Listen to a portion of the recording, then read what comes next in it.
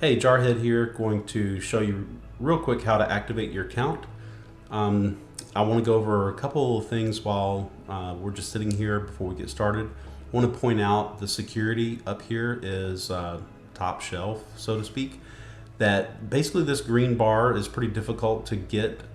If your company has this green bar, then that means that they have been background researched, third-party verified, all that good stuff. We had to submit papers from the Secretary of State, from our bank. We had to show different registries that the company's in, and we had to be in good standing all the way around in order to get this. And it took a lot of extra effort to get that. And basically, we're just trying to show to you before you sign up that we are a trustworthy company. 20now.com is ran and owned by csrtechnologies.com, and as you can see, that's verified by GeoTrust, which is one of the largest security companies in the world that deals with internet security. So without any further ado, the way that you get here is you can just go to 20now.com and click activate your account. It'll pull this page up. Now, in order to activate your account, you have to log in through Facebook, and I'm going to walk you through that real quick. So you just click the Facebook button. It takes you to Facebook. I'm going to log into one of my test accounts. And it just says 20Now would like to access your public profile, etc. You tell it OK. And you come back to the 20Now website. And sometimes, by the way, if your account, it takes sometimes maybe a minute or two for the account to be created. In the background, you'll see that there will be a message here instead of immediately the account info showing up, and it'll just be telling you that it's creating your account, and if you'll just wait, it will actually auto refresh. It'll keep checking every 30 seconds until your account's created, and as soon as it's created, you'll see this screen and you can proceed like normal. Now, on the very first tab, you have your account info. When you pre-registered, you have a pre-registration key that was sent to you in an email. You'll just enter that right here. You can copy and paste. If you don't have it right now, no big deal, but you will need to put it in before the grace period ends, and the grace period ends midnight Pacific time, August the 9th. Again, that's midnight Pacific Coast time. That's Pacific Daylight Savings time on August the 9th. If people don't have registration keys in there, we will be sending out emails. We'll try to do everything we can to get your account connected with your pre-registration. But of course, ultimately, if you don't have your pre-registration key put in there, then we don't know really where you would go in the matrix. And it may cause your account not to get loaded, and nobody wants that, right? So then you just type in your name. Now you can see it automatically pulls this testing account name over. You type in your name if it's not correct or you want to change it. It just pulled that from Facebook, which, by the way, the Facebook information that it got is all right here. So if you want to see what information it got from Facebook about you when you logged in, it'll be listed here. This also helps you know that you're working with the correct account. I know that some people in a household, for example, they share the same computer, and they want to make sure that they're updating the correct Facebook or the correct 20Now account. You can always just click on Facebook profile and see what the name is. If you have any problems and you're actually in the wrong one, you can just open a new tab, go to Facebook. Actually, I'll go ahead and do it. You can go to Facebook. Over here, click on the little wheel and click log out, and then just close the browser, open it back up, come back to 20now.com, click activate your account, and this time when you click on the Facebook button, you'll go through and you just log in as whatever Facebook account you want to actually set up. And again, if you need to double check it, you just click Facebook profile and it'll show you which account you're working on right now. All right, having said that, we go back to account info and you just fill in the rest of your information, your email, address, city, state, zip, phone. Now, I know some of you are overseas, and this is not a slight against other countries in any way, shape, or form. If you have something that's similar to a zip code, most other countries do, then you would put that in the zip. Some of you may have to ignore state, and you don't need to select what country you're in. The reason why these fields are here is this is exactly what our processor is asking for, and they're not necessarily asking us to provide another country. Why they do it, I don't know, but this is all the information we need. If you're in another country, this is not a slight against your country.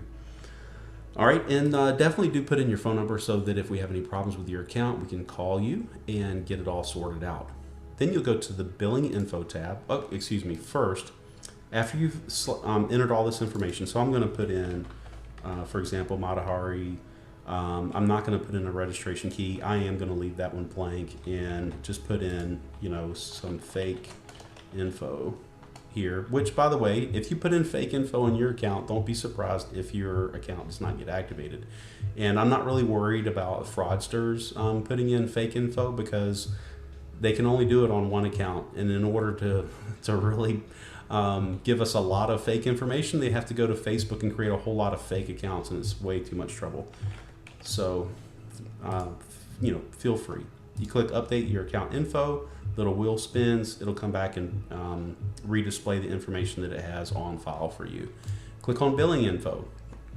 Now, billing info, this is where you're going to enter your credit card expiration and CVV, the little number that's on the back of the card. And, of course, everybody knows that. So we'll just do that real quick. Again, I'm going to just put in fake numbers. If your numbers are fake, you will not have an activated account. I'm sorry.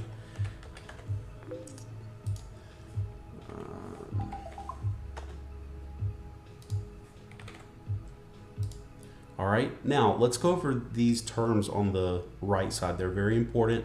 I want to make a note that even though you check these off right now, as you'll see when we come back and we update the billing info, that these will be unchecked again. And we're doing that for security reasons, because we want that anytime someone changes their card information, they have to agree to these terms. And if at any time they don't agree with these terms, then naturally they don't need an account.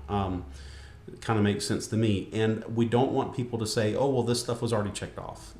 If they said, well, I didn't realize, for example, that I was paying a monthly subscription for $20 because it was already checked off, then that would actually make our company look bad. So we don't do that. We have each person select these. The first three are mandatory. The bottom one is not, but I think everybody would want to do it, but it's not mandatory to have an account. So the first thing you have to agree to is the terms of use.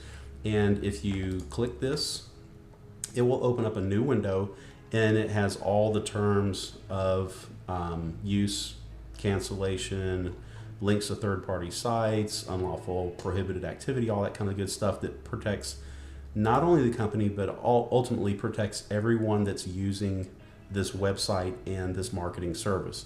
And then, of course, there's a privacy policy, so we are really careful about how we collect your information, what we use it for, etc. And please do take the time.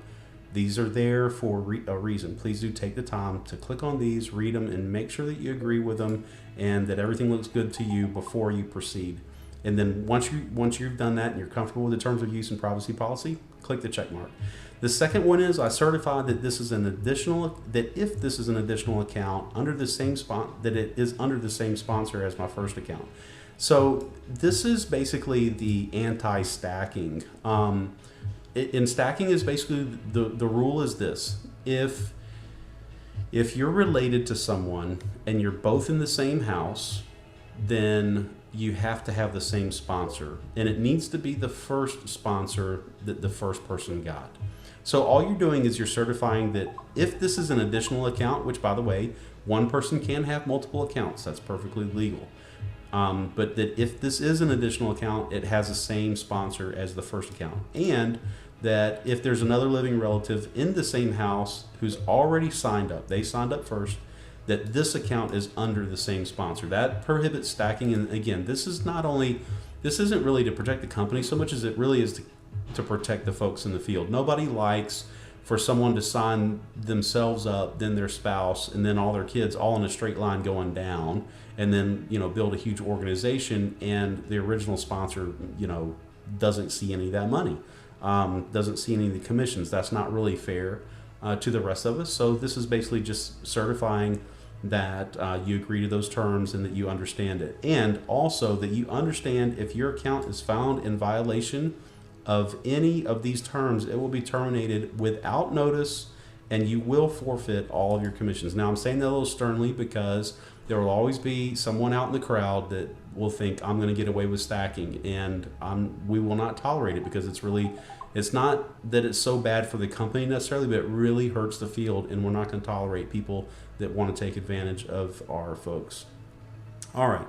The third option, I understand this is a monthly subscription, agree to be charged $20 on a monthly basis for the 20 Now marketing service. And you'll notice that as soon as you accept all three of these, this button is now activated. If you unselect any one of them, the button no longer works. And that, again, is just to make sure that you understand completely the type of account that you're getting before you tell the system to update your billing information and activate your monthly subscription.